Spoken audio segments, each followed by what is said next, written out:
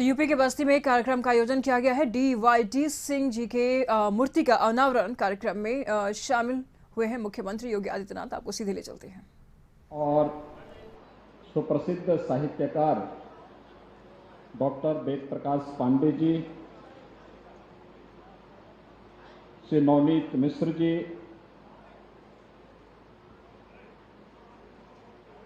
इस विद्यालय के प्रबंधक श्री श्वेतांक शेखर जी, विधान परिषद के माननीय सदस्य श्री ध्रुव कुमार त्रिपाठी जी, राजमाता बस्ती श्रीमती आसिमा सिंह जी, भारतीय जनता पार्टी बस्ती के अध्यक्ष श्री महेश शुक्ला जी, प्रभारी जनपद बस्ती श्री अशोक सिंह जी, आज के इस कार्यक्रम में उपस्थित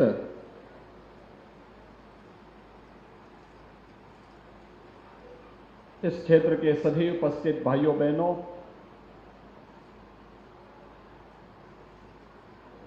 आज जिस महामानव की मूर्ति और उनकी स्मृतियों को सजोते हुए एक ग्रंथ के विमोचन का कार्यक्रम अभी संपन्न हुआ है, वह नाम गोरखपुर, बस्ती और पूर्वांचल के हर जवान पर एक लंबे समय तक बना रहेगा। वह नाम है डॉक्टर YD सिंह जी का। और इस धरती का सौभाग्य है कि उनका जन्म इस पावन धरा पर हुआ था। जनपद बस्ती उनकी जन्मभूमि है और गोरखपुर उनकी कर्म साधना की स्थली। गोरखपुर वो अध्ययन करने के लिए गए थे और गोरखपुर से उन्होंने BSc करने के बाद में कानपुर मेडिकल कॉलेज से MBBS की पढ़ाई की। फिर उसके बाद वहां से उन्होंने DCH किया, फिर MD किया और बाद में गोरखपुर मेडिकल कॉलेज में उन्होंने वहां पर एक सहायक आचार्य के रूप में, आचार्य और अध्यक्ष के रूप में, फिर प्रधानाचार्य के रूप में मेडिकल कॉलेज गोरखपुर को जो एक नई ऊंचाई दी, वह तो हम सबके सामने है ही। एक संवेदनशील चिकित्सक के रूप में पूर्वी उत्तर प्रदेश के लाखों बच्चों के जीवन को बचाने के लिए अपने स्तर पर जो प्रयास उन्होंने उस समय किए, आज तो चिकित्सालयों के लिए, मेडिकल कॉलेजेस के लिए हम शासन प्रशासन से पैसा देते हैं। एक समय था जब गोरखपुर के जो राजकीय मेडिकल कॉलेज है, BRD मेडिकल कॉलेज या किसी भी अन्य मेडिकल कॉलेज के लिए पैसा नहीं आ पाता था और जब पैसा नहीं मिलता था तो उपचार के लिए सुविधा नहीं होती थी। मैं देखता था डॉक्टर YD सिंह जी अपने पास से पैसा लगा करके बाल रोग विभाग को उन्होंने बेहतरीन बना करके रखा हुआ था। गोरखपुर का BRD मेडिकल कॉलेज का सबसे अच्छा विभाग कोई माना जाता था। तो उस समय डॉक्टर YD सिंह जी जब अध्यक्ष थे इस विभाग के, तो गोरखपुर का वह बाल रोग विभाग माना जाता था। बाल रोग विभाग के अध्यक्ष के रूप में, फिर प्राचार्य के रूप में उन्होंने पूर्वी उत्तर प्रदेश के लाखों बच्चों के जीवन में एक परिवर्तन करके उन्हें जीने की एक राह दिखाई। मैं देखता था प्रतिदिन हजारों लोग उनको दिखाने के लिए आते थे, लाइन लगी रहती थी और लोग हमसे भी सिफारिश करते थे, भाई आप आए हैं किसी भी चिकित्सक को दिखवा लीजिए, नहीं साहब, आप एक बार बोल देते, डॉक्टर वाईडी सिंह जी देख लेते तो अच्छा रहता। और हम लोग बोलते थे कि डॉक्टर साहब भाई ये व्यक्ति कुशीनगर से आया है, बलिया से आया है, देवरिया से आया है, नेपाल से आया है, इसके पास कुछ भी नहीं है। तो हंसते हुए कहते हैं, क्या महाराज जी आप ऐसा बोल दे रहे हैं, क्या मैं इससे पैसा मांगूंगा? अरे आप मंदिर से मुझे एक बार अब फोन आ गया तो अपने आप में यही पर्याप्त है। और फिर उसको देखते थे, उसको दवा लिखते थे, सही राय देते थे। फिर एक समाजसेवी के रूप में मैं देखता था कि वहां बीआरडी मेडिकल कॉलेज में अपनी सेवा देते थे। अगर कॉलेज बंद है तो कॉलेज का भ्रमण करने के बाद फिर अपने घर में मरीजों को देखते थे और शनिवार रविवार को आकर के बस्ती में आकर के यहां पर भी यहां के लोगों को फ्री में सुविधा उपलब्ध करवाने का काम करते थे। अक्सर होता क्या है, जब हम लोगों को कोई जिम्मेदारी मिलती है तो हम भूल जाते हैं। अक्सर ये चीजें सरकारी सेवा में देखने को मिलती है। एक बार सेवा में आने का अवसर प्राप्त होता है तो बहुत कम लोग ऐसे होते हैं जो उस सेवा को अनवरत रूप से बनाए रख पाते हैं। अपने दायित्वों को समझना आज के दिन की सबसे बड़ी आवश्यकता है। और आजादी के अमृत महोत्सव वर्ष के अवसर पर मुख्य महोत्सव को संबोधित करते हुए जब आदरणीय प्रधानमंत्री जी ने पंच प्रण की बात की थी, तो पंच प्रण में जो बात की थी उसमें बहुत सारी बातें ऐसी थी जो वास्तव में डॉक्टर वाईडी सिंह जी के व्यक्तित्व में झलकती हुई दिखाई देती थी। प्रधानमंत्री जी ने जो बात कही थी, विकसित भारत का निर्माण करना। विकसित भारत कैसे होगा?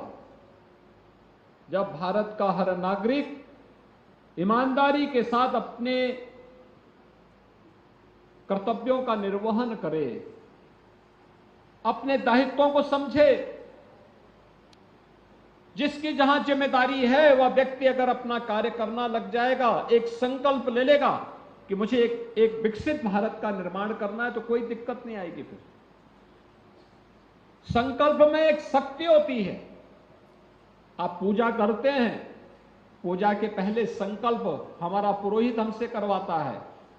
वह संकल्प इसी बात को लेके, क्योंकि ताकत होती है। व्यक्ति जो ठान ले, ईमानदारी से ठान ले, तो फिर कोई ताकत उसे परास्त नहीं कर सकती।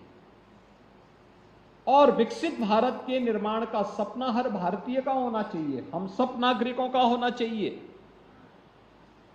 इसके लिए हमें गुलामी के अंशों को समाप्त करना होगा, अपनी विरासत का सम्मान करना होगा। आपने देखा होगा आजादी के अमृत महोत्सव वर्ष में जिन आजादी के दीवानों ने, जिन क्रांतिकारियों ने अपना योगदान दिया था, उन सबको उनकी मूर्तियां स्थापित की गई, उनके स्मारक अच्छे बनाए गए। शासन, प्रशासन, जनप्रतिनिधि, आम जनमानस सभी लोग जुटे, अपनी विरासत को सम्मान दिया। अपनी मातृभूमि के प्रति कृतज्ञता ज्ञापित करने का इससे अच्छा अवसर क्या है? उस गुलामी के अंशों को समाप्त करने के साथ ही विरासत को सम्मान देना, उस अभियान के साथ आगे बढ़ जाना।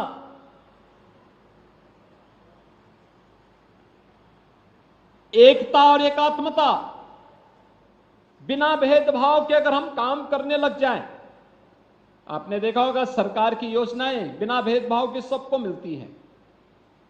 प्रधानमंत्री मोदी जी ने भी जो नारा दिया था, वह नारा दिया था सबका साथ और सबके विकास का। किसी जाति, किसी मत, किसी मजहब के लिए नहीं, हमें भारत के बारे में सोचना है, एक विकसित भारत के बारे में सोचना है। और अंतिम कर्तव्य जो उन्होंने बताया कि नागरिकों का कर्तव्य, हर नागरिक अपने अपने कर्तव्यों का पालन करने लग जाए, भारत को दुनिया की सबसे बड़ी ताकत बनने में कोई देर नहीं लगेगी। और वह ये सभी पंचप्रण डॉक्टर वाईडी सिंह जी के व्यक्तित्व में झलकती थी।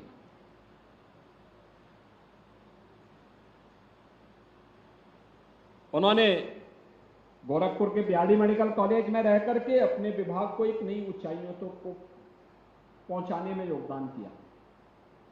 प्राचार्य के रूप में उस मेडिकल कॉलेज के विकास में भरपूर योगदान दिया।